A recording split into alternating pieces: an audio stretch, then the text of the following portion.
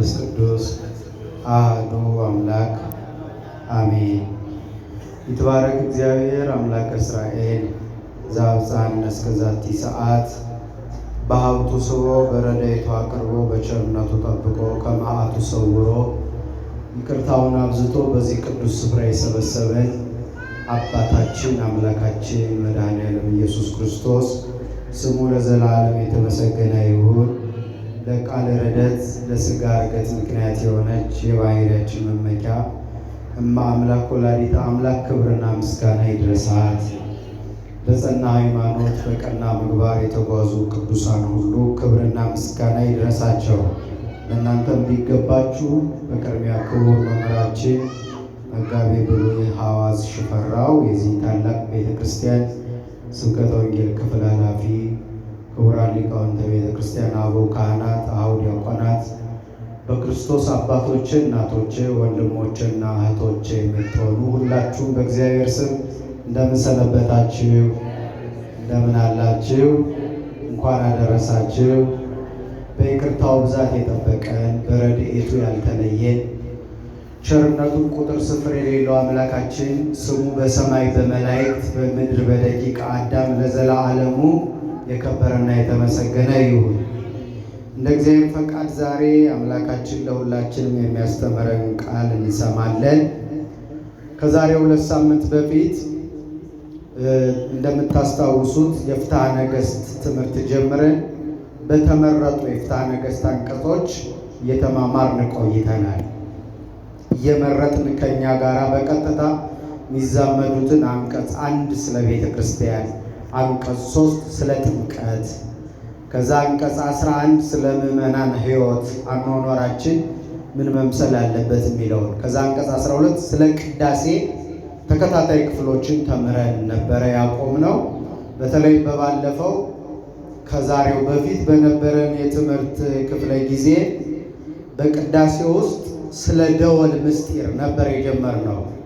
በቤተክርስቲያን የሚደወለው ደወል እንዲሁ ዝም ብሎ የማይደወል መሆኑ ምስጢር ስርዓት ያለው መሆኑን ነበር ያነሳ ነው። አምላክ ቢረዳን ዛሬ የመጨረሻውን የቅዳሴ ክፍል ትምህርት ነው የምናየው። እሱ ደግሞ በቸርነቱ ጠብቆ ካደረሰን ከአንድ ሳምንት በኋላ ስለ ምስጢረ ቁርባን እንጀምራለን። ምክንያቱም ሰው የሚያስቀድሰው ስጋው ደግሞ ሊቀበል ነው ብለናል እና ስለ ቅዳሴ ከተማርን ደግሞ ስለ አምላክ ስጋና ደም ወደ ቁርባን እንዴት መቅረብ አለብን የሚለውን ደግሞ በሰፊው እንማራለን። እግዚአብሔር ለዚያ ሁሉ ጊዜ በቸርነቱ ያድርሰን።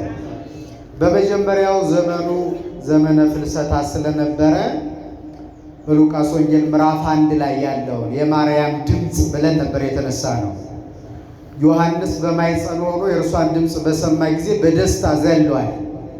ስለዚህ በቤተ ክርስቲያንም የሚደወሉ የደወል ድምፆች ከእመቤታችን ምስጋና፣ ዜና፣ ቅድስናና ሕይወት ጋር የተገናኙ ናቸው የሚለውን ነበረ በባለፉት ጊዜያት ያነሳ ነው። በተለይ በደወልን በተመለከተ ከእሷ ጋር የተያያዘውን በግልጽ ለማንሳት ሞክረናል። ለምሳሌ በመጽሐፍ በዚህ የእመቤታችንን መልክ ባመሰገነበት ድርሰቱ የመልክአ ማርያም ደራሲ ሰላም ለቃልኪ እምአስካለ ወይን ጥዑም ይላል። ከወይን ፍሬ ይልቅ ለሚጣፍጠው ቃልሽ ሰላምታ ይገባል፣ ምስጋና ይገባል ይልና ወእም ድምፀ ናብሊስ አዳም ዘያረሰው ለሕማም፣ ጭንቅን መከራን የሚያስረሳው ድምፅሽ ቃልሽ ይላል። ከናብሊስ ድምፅ ሁሉ በላይ የናብሊስ ድምፅ አባ ጊዮርጊስ ምጥ የተያዘች ሴት ያደወል ሲመታ ምጡ ይተዋታል፣ ይለቃታል፣ ምጡን ትረሳዋለች፣ ከዛ ልጇን እስክትወልድ ድረስ ህመሟ አይሰማትም ይላል። እንደዚህ ሁሉ ከዚህ በላይ የእመቤታችን ድምፅ ጭንቅ ያስረሳል፣ ህመም ያስረሳል፣ መከራ ያስረሳል። እግዚአብሔር በቸርነቱ በጊዜው ጊዜ ለሰማዕታት አክሊላቸውን ለጻድቃን የጽድቃቸውን ዋጋ እስኪሰጣቸው ድረስ መከራውን የታገሱት በእመቤታችን ዜና ቅድስና ምክንያት ነው። አሁን ነገ የታላቁን አባት የአቡነ ተክለ ሃይማኖትን በዓለ ዕረፍት እናከብራለን። ዋዜማው ላይ ነው የምንገኘው። የታላቋን ጻድቅ ቅድስት ክርስቶስ ሰምራን እንዲሁ እናከብራለን። የታላቁን አባት የመራሱን ኤጲስቆጶስ የቅዱስ ቶማስንም ባለ ዕረፍት ነገር የምናከብረው እጁና እግሩ ተቆራርጦ አይዛብ ለጣዖት ዕጣን አድርገው የገበሩት አርዮስ የሚባል መናፍቅ በተነሳ ጊዜ በቅርጫት ሆኖ ጉባኤ የሄደው አባት ማለት ነው። አልቀርም ክርስቶስንማ ፍጡር ነው ያለውን አካል ተከራክሬ ነው ምረታው ብሎ እግር ባይኖረው በቅርጫት ሆኖ በአህያ ተጭኖ የሄደው አባት ነገ በዓሉ ይከበራል። እነዚህ ሁሉ ያን መከራ የተቋቋሙት በምን እንደሆነ ታውቃለች? የእሷን ቅድስና ሲያስቡት ያን ሁሉ መከራ ረስተውት ለክብር በቁ። ስለ እሷ ማሰብ ከትካዜና ከሐዘን ያወጣል። የተለየች እናት ስለሆነች እሷን በመስቀል ስር የሰጠን መድኃኔዓለም የተመሰገነ ይሁን። ስለዚህ በባለፈው ትምህርታችን መንፈቀ ሌሊት ላይ ደወል ይደወላል። ሲነጋ በቤተ ክርስቲያን ይደወላል። ከዛ ቅዳሴ ሊገባ አካባቢ ይደወላል። ከዚያ ደግሞ የግብር ደወል በተለይ በገዳማት አካባቢ ለስራ እንዲሰማሩ መነኮሳት ይደወላል። ወንጌል ላይ ይደወላል። ወንጌል በሚነበብበት ሰዓት እግዚኦ መሐረነ ክርስቶስ ሲባል ይደወላል። ድርገት ወይም ሥጋው ደግሞ ለማቀበል ካህናቱ ከመቅደስ ወደ ቅድስት ሲወርዱም ይደወላል። እነዚህ ሁሉ ግን ምስጢር ያላቸው ናቸው። በተለይ ከእመቤታችን ጋር በተያያዘ ሌሎቹን አይተናል። በባለፈው ጊዜ በመንፈቀ ሌሊት የምንደውለው በ3 ዓመቷ ገና የ3 ዓመት ሕፃን ሆና ከእናት ከአባቷ ተለይታ ወደ መቅደስ ስትገባ አልቅሳለች ነው። የ3 ዓመት ሕፃን ናት። የዚያ የልቅሷ ምሳሌ ነው ሌሊት የሚደወለው ደወል። ለሰዓታት ለማይሌት ኑ ተብሎ የሚደወለው የእመቤታችን ልቅሶ መቼ? በ3 ዓመቷ ከሐና ከኢያቄም ከአባት ከእናቷ ተለይታ ወደ መቅደስ ስትሄድ ከእናት ከአባት መለየት በልጅነት በጣም ከባድ ነው። ስለዚህ ያ ያለቀሰችው ልቅሶ ምሳሌ ነው። ሲነጋ የሚደወለው ደወል ደግሞ ጌታን ወልዳ በድንግልና ታቅፋ በኦሪቱ ስርዓት በተወለደ በ40 ቀኑ ወደ ቤተ መቅደስ ሄዳለች። በዚያም የጌታን ከድንግል መወለድ በተስፋ ይጠባበቅ የነበረው ስምዖን አረጋዊ ጌታን ከቅፏ ተቀብሎ አቤቱ ዓይኖች ማዳንህን አይተዋልና ከእንግዲህ ባሪያህን አሰናብተኝ፣ ማለትም ድንግል ተወልዳለች፣ በድንግልና ጸንሳ በድንግልና ተወልዳለች የሚለውን አይሁድ አያምኑኝም ብሎ ፈርቶ ፍቆ ሴት ብሎት ነበረ። እንደገና መልአኩ መጥቶ ሴት የሚለውን አጥፍቶ ድንግል አለበት። እንደገና ፍቆ ሴት አለው። እንደገና ፍቆ መልአኩ ድንግል አለው። እንደገና ሊፍቀው ሲል ሶስተኛ እንዳትፍቀው ይህ ሲሆን ሳታይ አትሞትም አለው መልአኩ። በጊዜው 250 ዓመት ሆኖት ነበረ ስምዖን አረጋዊ።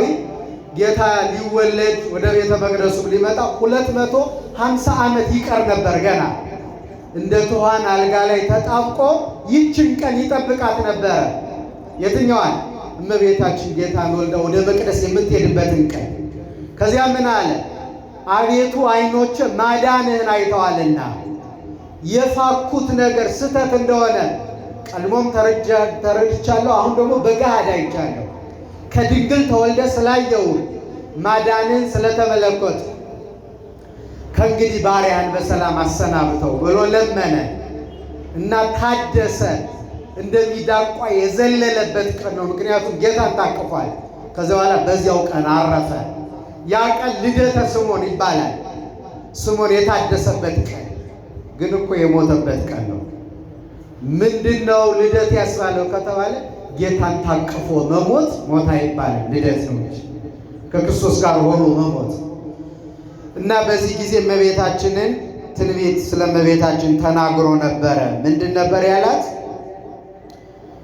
ዝንቱ ሕፃን ስዩም ለድቀቶም ወለተንሥኦቶም ለኩሎሙ ደቂቀ እስራኤል፣ ለእስራኤል ልጆች ሁሉ ለመውደቃቸው፣ ለመሰናከላቸው፣ ለመነሳታቸው ምክንያታቸው ይህ ሕፃን ነው አላት። ብዙዎች በክርስቶስ ምክንያት ይሰናከላሉ። ብዙዎች ደግሞ ከዚያ መሰናከል አልፈው አምላክነቱን አምነው ለበረከት ይበቃሉ። ምክንያቱ ግን እሱ ነው። በዚህ ዓለም ሁሉ ይሄ ሁሉ ልዩነት መሰረቱ ማን እንደሆነ ታውቃለህ? የተለያየ ነው። በሱ ምክንያት እኮ ነው። አሁን አንዳንዶቹ ጌታ እንቀበላለን ምናምን ሲሉ ትሰማቸዋላችሁ። በፍጹም የተለያየ ነው። በእመቤታችን አማላጅነት ብቻ እንዳይመስላችሁ፣ በቅዱሳን አማላጅነት ቃል ኪዳን በገሩ በድርሳኑ በምናምን እንዳይመስላችሁ። የተለያየ ነው። በክርስቶስ ነው። እኛ አምላክ ነው የምንለው፣ እነሱ ግን ያማልድ ነበረ ይላሉ፣ ያማልዳል ይላሉ። እኛ ደግሞ አማላጅ አንለው። ዓለም በሱ ምክንያት ነው እንዴ የተለያየ። ስለዚህ ወደ እውነተኛው ትምህርት ሰው ሲመጣ ሁላችን በክርስቶስ አንድ እንሆናለን። እኛ አሁን በክርስቶስ ስንት ነን? አንድ ነን። ያልተረዳው ያልገባው ዓለም ግን በክርስቶስ ምክንያት ተሰናክሎ ከአንድነቱ ተለይቶ ወጥቷል። በዓለም አቀፍ ደረጃ ለመጀመሪያ ጊዜ በ451 ዓመተ ምህረት የሃይማኖት ክፍፍል የተደረገው በዚያ ጊዜ ነው። ካቶሊክ ስትገነጠል ማለት ነው። ምዕራባውያንና ምስራቃውያን ተብሎ ሲከፈል የተለያየ ነው። በክርስቶስ ነው። እኛ አንድ አካል አንድ ባሕርይ ያህል፣ እነሱ አንድ አካል ሁለት ባሕርይ፣ ባሕርዩ የተለያየ ነው አለ። አንዱን ባሕርይ ከሁለት ከፈሉት። ስለዚህ የተለያየ ምንም ማድረግ አንችልም። ደጋጎቹ አባቶቻችን ያን አንዱን ትምህርት ይዘው እስከ ዛሬ ያቆዩልን። ክብርና ምስጋና ለነሱ ይሁን። እኛም በዚህ ሃይማኖት ጸንቶን ለመኖር በቃል። ከዚያ ቀጥሎ እንደዚህ አላት፣ ወለኪሰ ይበው ኩናተ ኑፋቄ ውስተ ልብኪ፣ ባንቺም አላት፣ ባንቺም እንደ ሰይፍ የሚቆራረጥ ሐዘን ወደ ልብሽ ይገባል አላት። ሰሞን ያኔ ምርር ብላ ለቀሰች እመቤታችን። እንደ ሰይፍ የሚቆራረጥ ሐዘን የተባለው ጌታን አዝላ ወደ ግብፅ የምታደርገው ስደት እና እስከ ቀራንዮ ያለው ልቅሷ በሙሉ ነው በትንቢት ስምዖን የተናገረው። ስለዚህ ሲነጋ ቤተክርስቲያን የምትደውለው ደወል ስምዖን በነገራት የትንቢት ቃል ያለቀሰችው ልቅሶ ምሳሌ ነው። በከንቱ አንደውለው። እኛ በልብ ወለድ ትምህርት የምንመራ አይደለንም ኦርቶዶክሳውያን። ይህን ሁሉም ሰው ሊያውቀው ይገባል። እየተረዳን እያወቅን መኖር ስላለብን። ሌላው ደግሞ የተጋበው ያልኳችሁ የመሰብሰቢያ ደወል፣ የተበተነውን ለመሰብሰብ። ድንገት አሁን እዚህ ደወል ቀን ላይ ቢመታ ሰው ይሰበሰባል አይሰበሰብም? ደወል መሰብሰቢያ ነው። ጥንቱን በኖህ ዘመን ነው የተጀመረ። የተበተነ የሚሰበሰበው በደወል ነው። ያ ደወልም ራሱን የቻለ ከድንግል ማርያም ጋር የሚያገናኘው ምስጢር አለ። ጌታን አዝላ በዚያ ዕድሜዋ በዚያ አቅም ወደ ግብፅ ተሰደደች።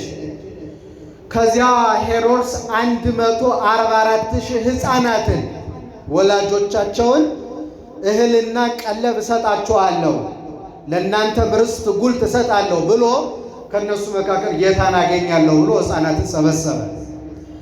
ከሰበሰበ በኋላ ግን 144,000 የገሊላን ሕፃናት አርዶ ደማቸውን እንደ ጎርፍ አፈሰሰው በኢየሩሳሌም ከተማ። ከዚያ መካከል ግን ቆይቶ ጌታን እንዳላገኘው ገባው። ሲገባው ግብፅ ወረዱልህ፣ ሄደዋል፣ ከኢየሩሳሌም ወጥተዋል አሉት። ለሄሮድስ ሲነግሩት 4 አለቃ ከነጭፍራው ማለት 4 አለቃ ማለት የጦር መኮንን ማለት ከነ ሰራዊቱ። እንግዲህ አንድ የጦር መኮንን በስሩ ምን ያህል ሰራዊት ሊኖረው እንደሚችል አሰቡ። ያንን አደራጅቶ ይህ የዕለት ሽልማታችሁ ነው፣ ይዛችሁ ያመጣችሁልኝ እንደሆነ ሙሉ ሽልማት እሸልማችኋለሁ ብሎ ገና ስራውን ሳይሰሩ ተሸልመው ነው ወታደሮች ሄዱ። ማንን ለመያዝ? እመቤታችንን፣ ጌታን፣ ዮሴፍን፣ ሰሎሜ፣ እነዚህ የዮሴፍን ልጅ ዮሳን ተመልከቱ። እንዲሁ ግን ዓለም ግን ምን ነክቶት ነው በእውነት ዘለዓለም እንዲሁ ጽድቅን እንዳሳደደ ከጽድቅ ጋር እንደተጣላ እስከ መቼ ነው የሚኖረው? አያሳዝናችሁም? ይሄ የእኛም ሕይወት ከዚያው የተለየ አይደለም። በውጭ ያለው ፈተና ደግሞ በጣም ያሳዝናል። ለምን መሰላችሁ? አሁን በእኛ ዘመን እመቤታችን ለሚሳደብ አካል ዓለም በጀት ይበጅታል። ታውቃላችሁ? በጀት ይበጅታል፣ ብር ያወጣል። ለማመስገን ብር የለም፣ ብር የሚሰጥ የለም። እሷን ለሚሳደብ ግን አዳራሽ የሚፈቅደው ብዙ ነው፣ በጀት የሚበጅተው ብዙ ነው። ታውቃላችሁ? በየአዳራሹ ያ ሁሉ በጀት የሚፈሰው እኮ እሷን ለማሳደር ነው። አይገርማችሁ? አንድም ቅንጣት ያህል ከክብሯ የሚነካው የለም። ግን ድከሙ ብሏቸው ሰይጣን መንገዱን አጥፍቶባቸው የማይዙትን ጉምና ደመና ለመጨበጥ ሲጥሩ ይኖራሉ። አባ ጊዮርጊስ ዘጋስጫ አርጋኖን በሚባል ድርሰቱ ምን ይላል? ሄሮድስ የማይዘው ሊይዝ ሮጠ ይላል። ነፋስን በር ዘግቶ ቤት ዘግቶ ነፋስን ሊያስቀር ወደደ። የፀሐይ ብርሃንን ሊጨብጥ ወደደ ሄሮድስ ግን አልተቻለውም ይልና ሄሮድስ ቤት ዘግቶ ሊያስቀረው ያልቻለውን ነፋስ ሊጨብጠው ያልቻለውን የፀሐይ ብርሃን ግን አንቺ በጀርባሽ አዘልሽው ይላታል። እንዴት ብሎ ይሆናል? ያለ ጸጋ አይሆን፣ ያለ በረከት ከእግዚአብሔር ሀብት ሳይገኝ አይሆንም። ግን እንዳትገረሙ እንዳይከፋችሁ በየቦታው እሷን የሚሳደብ አካል እንደ ከአራቱም አቅጣጫ ተጠራርቶ እኮ ነው የመጣው። በምስራቅም በምዕራብም በሰሜንም በደቡብም ገና መጽሐፍ ቅዱስ አነበብኩ ሲል መሳደብ የሚጀምረው እሷን ነው። በመጽሐፍ ቅዱስ ደግሞ እንደሷ ክብር የተሰጠው አካል የለም ከፍጥረት ወገን። አያነቡትም። ግን ሕያው እግዚአብሔር ምስክሬ ነው። መጽሐፍ ቅዱስ የሚያነቡ እንዳይመስላችሁ አያነቡ። ቢገቡማ ኖሮ አይደለም ሰው የራማው መልአክ ቅዱስ ገብርኤል መጥቶ ምንድን ነበር ያለ? ጸጋን የተመላሽ አይደል ያለ? እና ታዲያ መልአክ ያውም ያ ግሩም መልአክ ያመሰገናትን ማመስገን ቢያቅተው ያለ ቢያንስ እንዴት ዝም ማለት አቃተው ከተባለ ልቡ ታውሮ ነውና ልቡን ያብራለት። አሁን አስተውሉ። ይሄን ማነሳው እንዳይገርመን ነው ማለት ነው። እንደዚህ ሲሆን ብናይ ገና ከመጀመሪያው ጀምሮ እመቤታችን ለሚያሳድዱ ሽልማት ይሸለም ነበረ በሄሮድስ ዘመን እና እንዲህ ብሎ ሰደዳቸው። ከዛ እነ ዮሴፍ ተጉዘው ጊጋር ከሚባል ሰው ቤት አረፉ። አርፈው በጠዋት ተነስተው ሲሄዱ ዮሳ የሚባለው የዮሴፍ ልጅ ጥቂት ዓመት ስለነበረ አብሮ ሳይከተላቸው እዚያ ቆየ። በዚያ ቤት አንድ ወሬ ሲወራ ሰማ። ሄሮድስ ሰራዊት መላኩን የጊጋር ሰዎች ሲያወሩ ሰማ። ያኔ አሞት ነበረ እና ተነስቶ መንገር አለብኝ ብሎ ለእመቤታችን ለጌታ ሄሮድስ እየተከተላችሁ ነው ብሎ ለመንገር መንገር ጀመረ። ይሄኔ ሰይጣን በመንገር ጠብቆ በጎ ነገር እንዳይደረግ የሚፈልግ አንደኛው ሰይጣን ሰው እንዳንረዳ በጎ እንዳናደርግ መሰናክል ሰይጣን እና በመንገድ ተቀድሞ ናው ቀደሙ ከለተፈነው ሐራ ማበ ሄሮድስ ከሄሮድስ የተላኩ ጭፍሮች ቀድመውሃል እኮ በከንቱ ነው የምትደክመው አለ። ጥንቱን ተስፋ ማስቆረጥ የሰይጣን ልማድ ዋጋ የላችሁ። ከዚህ በኋላ ጾማችሁ ጸልያችሁ ሰግዳችሁ ንስሐ ገብታችሁ ቆርባችሁ ከክርስቶስ ጋር ህብረት ልትፈጥሩ አትችሉም ነው የሚለው ሁልጊዜ። ግን እንዳትሰሙት ይሄ ሁሌ ልማዱ ስለሆነ እና ቀድመው ሄደዋል ሲለው ይህን ጊዜማ እንደውም አለው ገርለዋቸው ይሆናል አለው። ደግሞ ጨምረው ተስፋ ለማስቆረጥ ተመለስ፣ ምን ያደክመሃል አለ። ይሄ ነው የሰይጣን ንግግር። ሁሌ ለምን ትደክማለህ? ለምን ወደ ቤተ ክርስቲያን ትሄዳለህ? ዝም ብለህ ለምን እዚህ ቁጭ አትልም? ምን ታደርጋለህ? ጊዜው አልፏል፣ ሰዓቱ ሄዷል፣ ዘመን አልፎብሃል ነው የሚለው። ግን ይሄ የሰይጣን ቃል ነው። እንዳንሰማው እግዚአብሔር ልባችን ይጠብቅልን። ከዚያ ምን አለ መሰላችሁ? ሙተውም እንደሆነ ቀብራቸዋለሁ እንዳሉም እነግራቸዋለሁ ብሎ ወተው ኃይለ አንበሳ የአንበሳ ጉልበት ተሰጥቶት መሮጥ ጀመረ። ከዛ ደረሰባቸውና ዮሴፍና እመቤታችን ደክመው ወድቀው አገኛቸው። ሰሎሜ ጌታ አካሉ ሲወዛ ወዝ ሲወጣው ጊዜ ስታጥበው አገኛት። እናንተ ከዚህ ባለ ጤና ሆናችኋል። በዚህ ሕፃን ምክንያት አሁን በገሊላ ሕፃን የታቀፈች ሴት የለችም አላቸው። በሙሉ ሕፃናቱ አልቀው እናቶች ሁሉ ልጅ እያሉ ነበር በኢየሩሳሌም። ልጅ የሌላት ስንቅ እና እህል አገኝበታለሁ ብላ የሰው ልጅ እየተበደረች ነው ሄዳ ለሞት ያበቃች።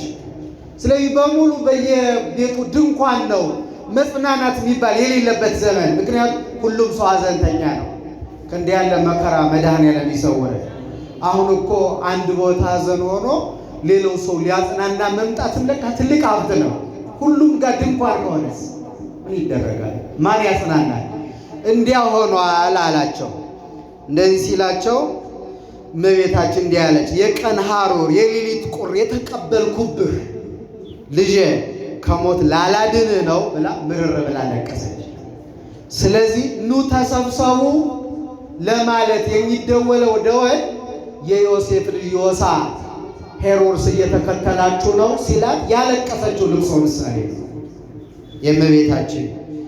ሊቁም እንደዚህ ብሎ ገልጾታል። አመፈነወ ሄሮድስ ወአሊው ሰራዊቱን ሄሮድስ በላከ ጊዜ ውስተ ደብረ ቁስቋም ይስሳ ይፈልጋት ዘንድ በቁስቋም ተራሮች ሰራዊቱን ሄሮድስ በላከ ጊዜ ሰሚዐ ድቀተም ቃለ ወልደ ዮሴፍ ዮሳ ከዮሴፍ ልጅ ከዮሳ የሚያስደነግጥ ቃልን በመስማቷ ደንገጸት ወተሃውከ ውሳጤ ከርሳ ደንግጣ ውስጧ ተናወጠ፣ አንጀቷ ተላወሰ።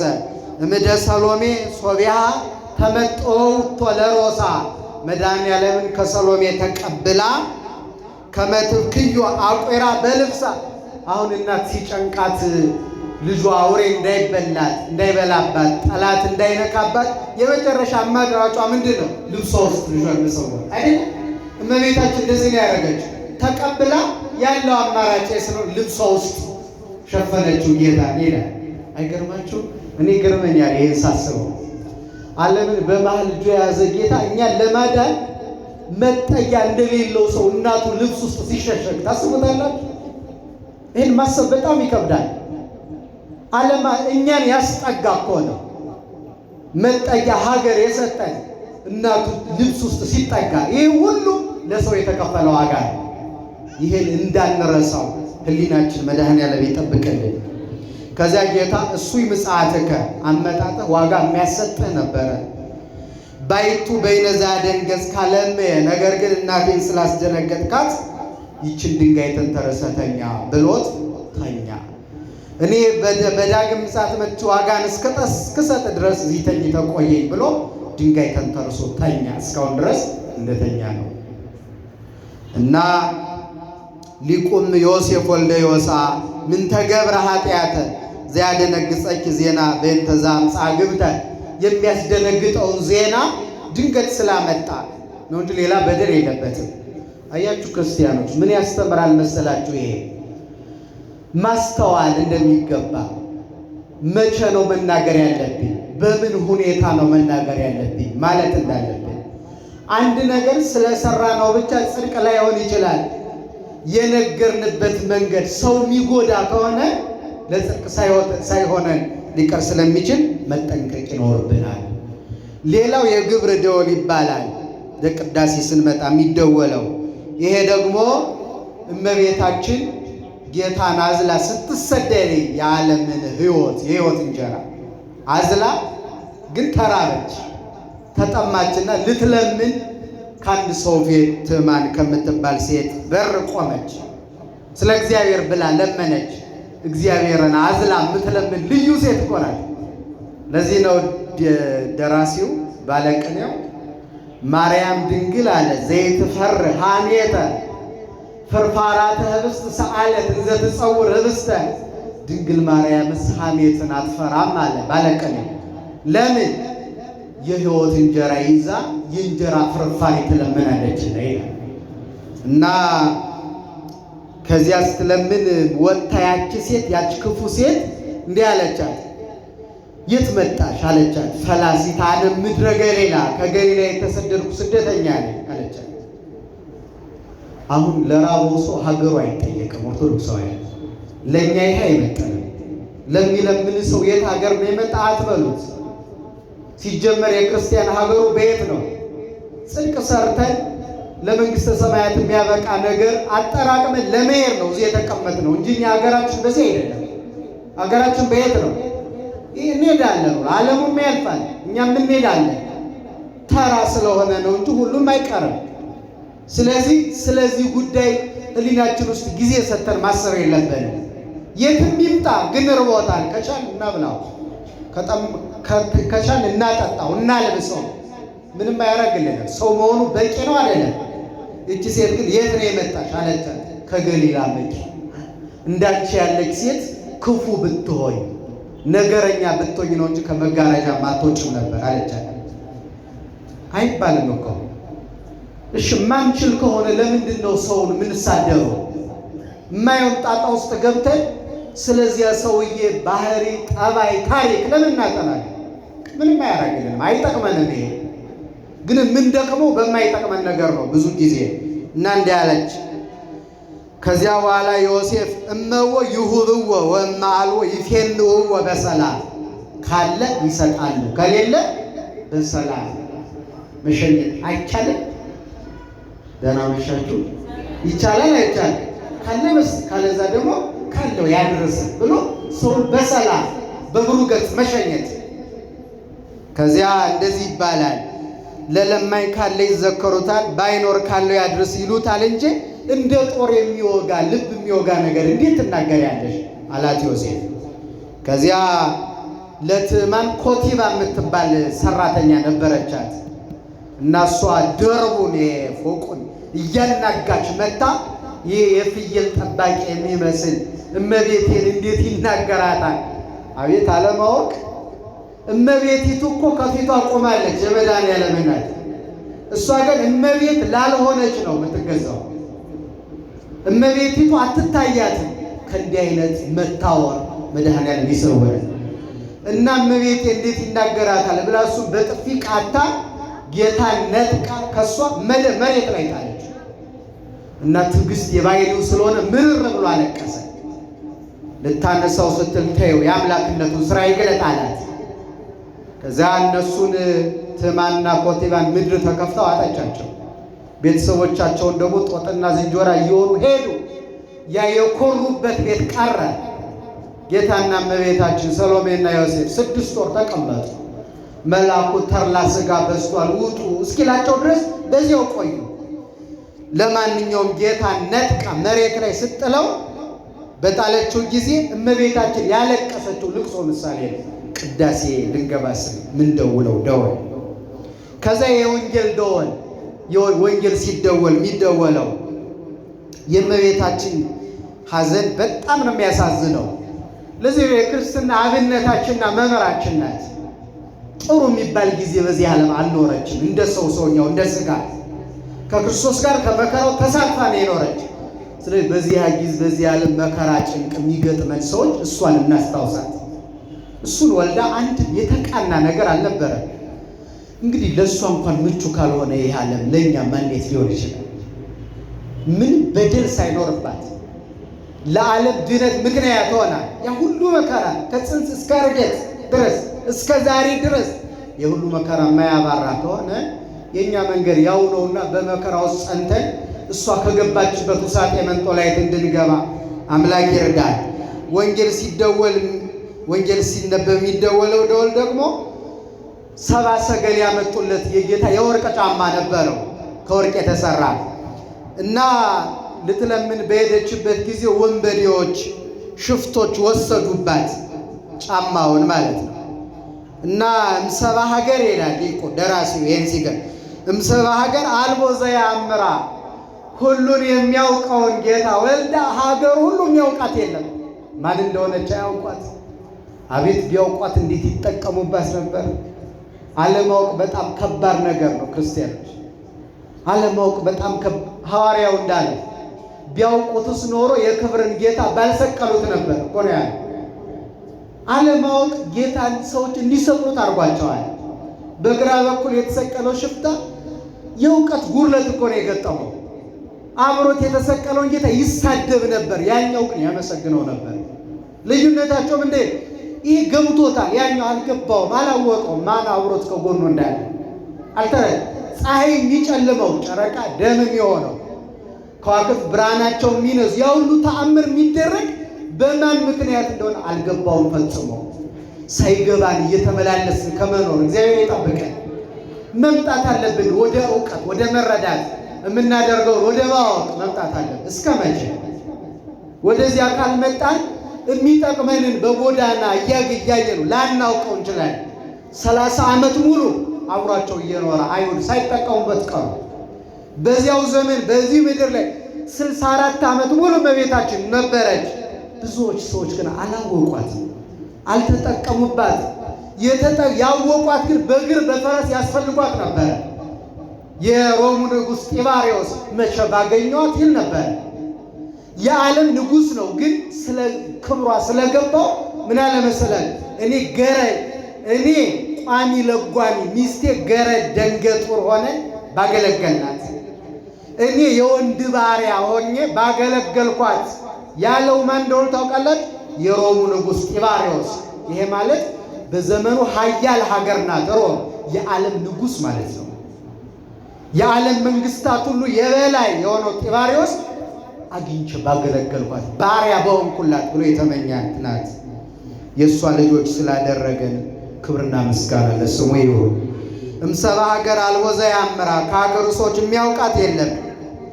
ለጽድቅ ሰአልክዎሙ ማየ ወይሃቡኒ በሕቅ አለች። ውሃ ለመንኳቸው፣ ጥቂት ውሃ እንኳን ሳይሰጡ ይቀሯለች። ግን ውቅያኖስን በፍኙ የሚሰፍረው ጌታ እናት ናት። ሰዎችን ሄዳ ውሃ ስጡኝ ብትል ማን ይስጣት? የሚሰጥ ጠፋ። ከዚያ ምን አለች? ወአይጎልኩ ለወልዴ አሳይኖ ዘወርቅ፣ ውሃም ሳላገኝ የልጄንም የወርቅ ጫማ አስወሰድኩበት ብላ ምርር ብላ አልቅሳለች። የዚያ ልቅሶ ምሳሌ ነው ወንጌል ላይ የምንደውለው ደወል። እግዚኦ መሐረነ ክርስቶስ ሲባል ደግሞ በባለፈው አንስተነዋል። በመስቀል ፊት ቆማ በአንጻረ መስቀል አልቅሳለች። ልጇ ተሰቅሎ አጥንቱ እየተቆጠረ የሾህ አክሊል ደፍቶ ተማሪዎቹ ትተው ጠፍተው ዓለም ላይ ፍርድ ተንጋዶ እያየች ያለቀሰችው ልቅሶ ምሳሌ ነው። የድርገት ደግሞ ለቁርባን ሲወርዱ ደግሞ ሲገነዝ ያለቀሰችው ልቅሶ ምሳሌ ነው። የተወደዳችሁ ቤተክርስቲያናችን ሁሉ ሀብት ያላት ቤተክርስቲያን በጣም ታስገርማለች። ዝም ብለን በግብት ያለ ምክንያት የምናደርገው ነገር የለም። ሌላኛው ዲያቆኑ ወንጌል ሲነበብ ቁሙ ዋጽሙ ይላል። ሃሌሉያ! ቁሙ ዋጽሙ ወንጌል ቅዱሰ፣ የጌታችን የመድኃኒታችን የኢየሱስ ክርስቶስ ቅዱስ ወንጌል ቆማችሁ ምን በሉ አድምጡ ብሎ አዋጅ ያውጃል። ያ ራሱ ቅዳሴ ላይ ምስጢር አለው። ምንድነው ምስጢሩ ካላችሁኝ፣ ቅዱስ ሚካኤል ዓለም በሚያልፍበት ጊዜ ይመጣል። ያኔ የመለከት መነፋት 3 ጊዜ ይደረጋል። ንፋተ ቀርን ማለት ነው። በአንደኛው የሙታን ትቢያ የሚሰበሰብበት፣ በሁለተኛው ፍጹም በድን የሚሆንበት የሰው አካል፣ በሶስተኛው ነፍስ ከስጋ ጋር ተዋህዶ ሙታን ሁሉ በዚህ ዓለም የሰሩትን ስራ ተሸክመው የሚነሱበት የመለከት ድምፅ ነው።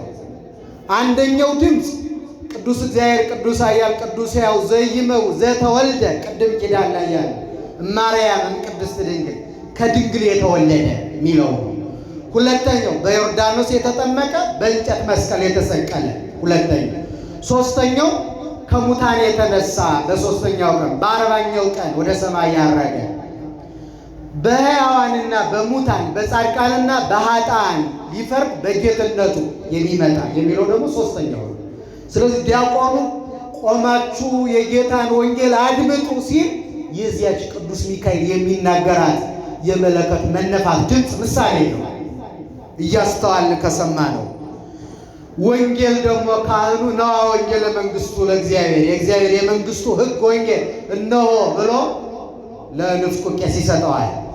ወንጌል ላይ ወንጌል የሚለው ዜማው እና ንባቡ በጠቅላላ ደግሞ ወንጌል የሰሙ የተረዱ የፈጸሙ ምዕመናን የሚሰሙት ቃል ምሳሌ ምን የሚለው ኑ ሀቤ ቡሩካኑ ላዌ፣ ኑ እናንተ የአባቴ ቡሩካን፣ ዓለም ሳይፈጠር ወደ ተዘጋጀችላችሁ ወደ እግዚአብሔር መንግሥት ምን በሉ ግቡ የሚለው ቃል ነው።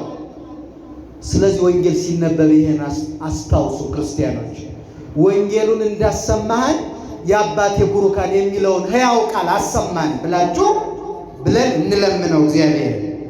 እዚያው ቅዳሴ ላይ ደግሞ ጻው ለጥምቀት ለቁርባን ያልበቃችሁ ከሌላ እምነት የመጣችሁ በትምህርት ላይ ያላችሁ ውጡ ይላል ዲያቆኑ። ይሄ ደግሞ ሁሩ ምኔ ርጉማኑ ላዌ ውስተ እሳት ዘላለም የሚለው ምሳሌ ነው።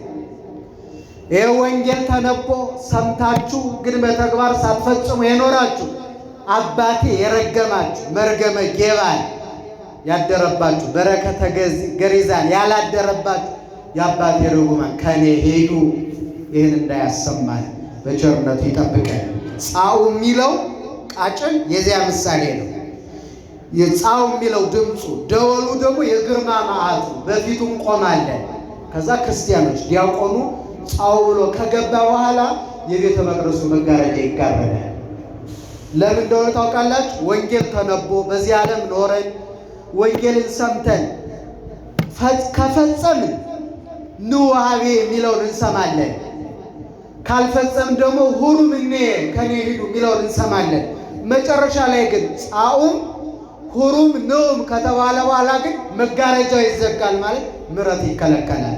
ከዚያ በኋላ ብንጾም፣ ከዚያ በኋላ ብንጸልይ፣ ከዚያ በኋላ ብንሰግድ፣ ከዚያ በኋላ ብናለቅስ መጋረጃው ተጋርዷል፣ ምሕረት ተከልክሏል። ስለዚህ መዳን የሚቻለው መቼ ነው? አሁን ነው። መቼ ነው? አሁን ነው ኦርቶዶክሳውያን።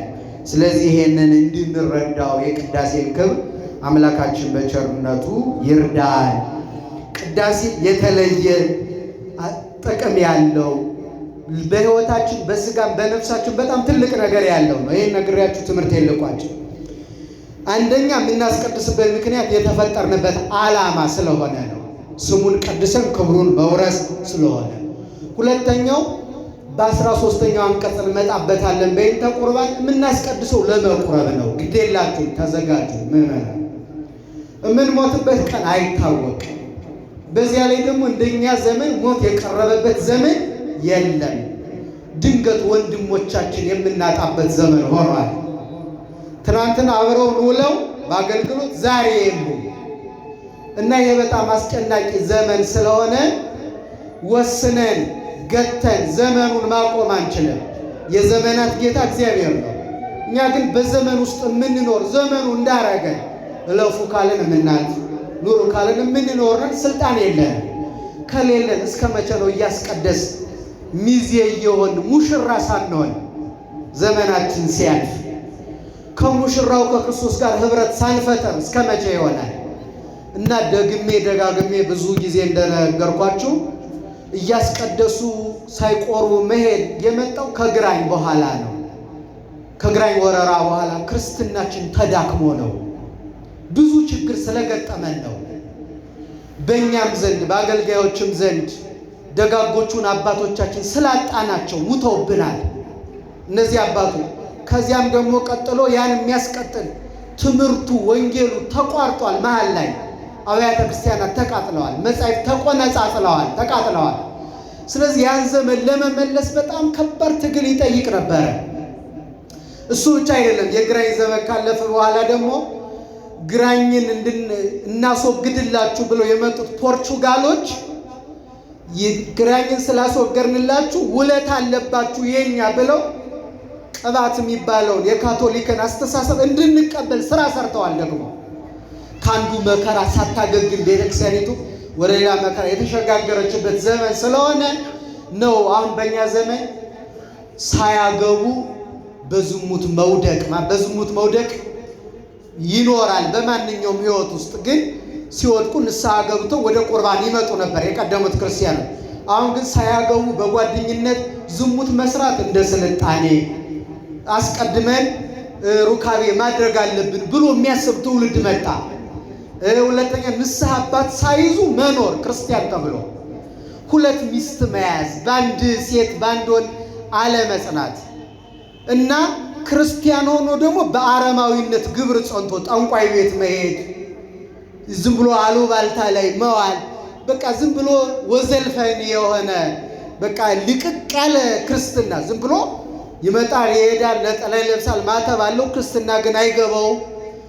እንደውም ዝም ብሎ ደስ ብሎት ሌላ አዳራሽ ውስጥ ራሱ ድንገት ላይ እንዲህ ያለ በጣም የተዘናጋ ህይወት የገጠመን ማል ላይ በተፈጠረ ክፍተት ምክንያት ነው።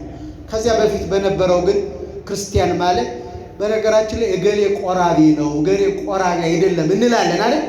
ይህን ስያሜ ያመጣ ነው እኛ ነን እንጂ በትክክለኛው በክርስቲያኖች ህይወት ትርጉም ውስጥ ክርስቲያን ነው ማለት ቆራቢ ነው ማለት ነው። አሁን ግን ጎራ ለይተን እገሌ ቆራቢ አይደለም ማለት ጀመር። በጣም ደክመናል። እግዚአብሔር ብርታቱን ይስጠን። ስለዚህ ለየትኛው ጊዜ ነው? ወደዛ መምጣት ይኖርብናል። ከቅዱሳን ጋር ህብረት የምንፈጥርበት ነው። የተለየ የጸሎት ክፍል ነው ቅዳሴ። ራሱ ጌታ በአካል የሚገኝበት በሰዓታቱ በማህሌቱ በረድኤት ከኛ ጋር ሆኖ ብርታት ይሰጣል። ቅዳሴ ላይ ግን ጻይሉ ላይ ራሱ መጥቶ ይቀመጣል። ጽዋው ላይ ራሱ የተለየ ነው። የሐዲስ ኪዳን ሕይወት ምሳሌ ነው ራሱ ቅዳሴ በተግባር። ሐዲስ ኪዳን ማለት ክርስቶስ በገሃድ ተገልጦ ሰው ያዳነበት የምሕረት ዓመት ነው ሐዲስ ኪዳን። ስለዚህ ቅዳሴ ከቅዳሴ በፊት ያሉት አገልግሎቶች ክርስቶስ ይመጣል፣ ይወርዳል፣ ይወለዳል እየተባለ ትንቢት የተነገረባቸው ዓመታት ምሳሌዎች ናቸው። ቅዳሴው ግን ራሱ ሰው ሆኖ በከብቶች በረት ተገኝቶ በቀራንዮ ተሰቅሎ ስጋውን ቆርሶ ደሙን ያፈሰሰበት ያ የሐዲሱ ኪዳን ዘመን መገለጫ ነው ቅዳሴ። ጥቅሙ ብዙ ነው። በደንብ ስሙት፣ አዳምጡት። ቅዳሴውን ትምህርት ታገኙበታላችሁ። እዚያ ውስጥ ምስጢረ ሥላሴ አለ፣ ስጋዌ አለ፣ ጥምቀት አለ፣ ቁርባን አለ፣ ትንሣኤ ሙታን አለ። ቅዳሴው ተረት ነው ለሚሉት ንገሯቸው። ወንጌል ነው እዛ ውስጥ ያለው። ብታነቡት በደንብ ትምህርት አለው፣ ታሪክ አለው፣ ምክር አለው። ተፋቀሩ፣ ምጽዋት መጽውቱ፣ ተስማሙ፣ ጾሙ፣ ጸልዩ የሚል ምክር አለው። ተግሳጽ አለው። ይህን የሚያደርግ ቢሆን ይህ ከዚህ ይለይ። ለምሳሌ ከወንድሙ ጋር የተጣላ ቢኖር ምን ይበልለት? ይተውለት። በልቡ መጠራጠር ያሰበ ቢኖር ምን ይበል? ይመን። ከኢየሱስ ትእዛዝ ልዩ የሆነ ቢኖር ይከልከል የተባለ ተግሳጽ አለው። ያ ለሕይወታችን በጣም የሚጠቅመናል። ልዩ ደግሞ የሚያደርገው ቅዳሴ ሁሉም አካላችን የሚሳተፍበት አገልግሎት ነው። ዓይናችን ይሳተፋል፣ ጆሮአችን ይሳተፋል፣ አፍንጫችን፣ ምላሳችን፣ እጃችን ይሳተፋል። ዓይናችን ካህኑ ሲቀድስ መንበሩን ታቦቱን ሲዞር እየዞረ ሲያጠን የምናየው ማንን ነው? ካህኑ ነው የምናየው። ያን ማየት ራሱ መታደል ነው። ኃጢአት በሚታይበት ዓለም መንበሩን የሚያጠን ካህን ማየት።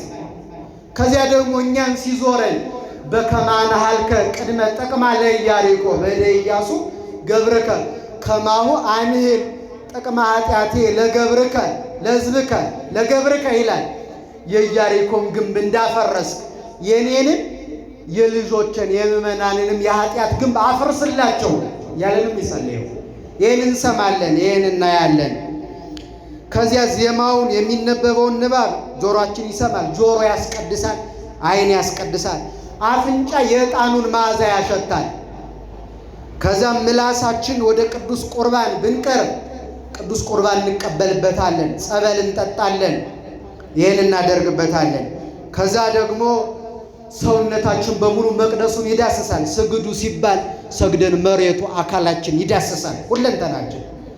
ከዚያ ቀጥሎ ሐዋሳቶቻችን በሙሉ ወንጌል ከተነበበ በኋላ ደግሞ ነአምን በቃለ ወንጌል ከቅዱስ ተፋቀሩ፣ እርስ በርሳችሁ ተዋደዱ ባልካት በሕገ ወንጌል እናምናለን ብለን ወንጌሉን እንስመዋለን።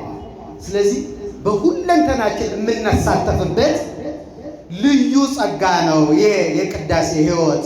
የመጨረሻው ደግሞ ሲጠቃለል ቅዳሴው እትዉ በሰላም ይላል ዲያቆኗል። በሰላም ወደ ቤታችሁ ግቡ ይላል አይልም? ቀረ ዘንድሮ ይላል አይደለ? እትዉ በሰላም ሲል ስለዚህ አሁን ከዚህ ቅዳሴ ወጥተን ሄደን ስለምንገባበት ቤት ብቻ የተነገረ አይደለም። ለጊዜው ወደ ቤታችሁ በሰላም ግቡ። በሰላም ማለት በፍቅር በአንድነት ሳትጣሉ ሳትለያዩ ሰው ሳትጠሉ ወደ በዓታችሁ ግቡ ማለት።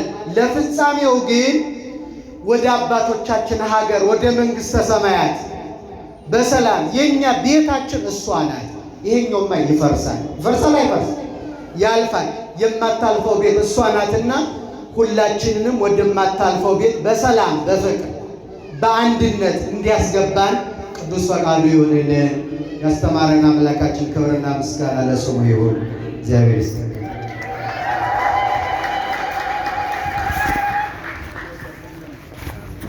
ለመከሩን አስተማሩን መምህራችን ለመጋቤ ሐዲስ መምህር እንዳልካቸው ነዋይ ቃለ ሕይወት ያሰማልን፣ ቃለ ሕይወት ያሰማልን። በረከተ መምህራንን ሀብተ መምህራን ያድልልን፣ እድሜውን ጤናውን ይስጥልን። እንጠቀምባቸው ምሁራኑን ነው።